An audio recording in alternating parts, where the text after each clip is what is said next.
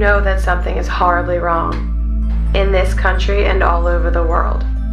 And if you're paying any attention at all, you know it's getting worse. The privacy and freedoms you once took for granted have been taken from you without your permission. And in return, you've been given the false promise of safety. But safety from what? And from whom? The only real threat is coming from the people in power. Those who pretend that they're protecting you.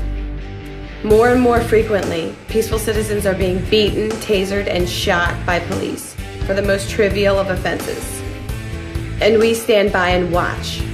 Soon enough it's forgotten about, and rarely is there any kind of punishment or retribution of any kind against the uniformed attackers. Some are even hailed as heroes for attacking these innocents. So it happens again and again, until it becomes normal for you to fear going a couple miles over the speed limit for fear of being brutalized. Why should this surprise you? This is nothing new. As has happened over and over again throughout history, our society is becoming desensitized to being oppressed. And that means a terrifying future for our children and their children. It's not okay to see injustice and let it go. But people do it every day because they think it doesn't affect them. It does. Like a schoolyard bully who is allowed to terrorize and assault the other children, if that behavior is not addressed and immediately corrected, it will continue. So how do we correct it? First, we speak out when we see injustice happening. Call attention to it. Once the first person speaks up, others tend to follow suit. Be that first person. Make it clear that you will use whatever means necessary to protect the innocent. It's okay to push back. It's okay to be angry, and it's okay to be aggressive in defending not only your own rights, but the rights of others. Don't fool yourself into thinking that keeping quiet and doing as you're told, passively allowing the rights of others, the livelihoods of others, and the future of humanity to be destroyed in this way will keep trouble from landing on your doorstep. And it isn't much better to sit on the sidelines crying for change, instead of taking it upon yourself to make that change happen. People have to pick their battles. The goal here is not martyrdom. But if you will never resist, if you are never willing to forcibly defend yourself or your fellow man, if you will never draw a line and say, "This I will not allow," then you have already lost. You are already a defeated and conquered slave. Look at the societies where everyone minded his own business, tried not to make waves, and didn't resist. How did that turn out for them? This country is headed down the same destructive path.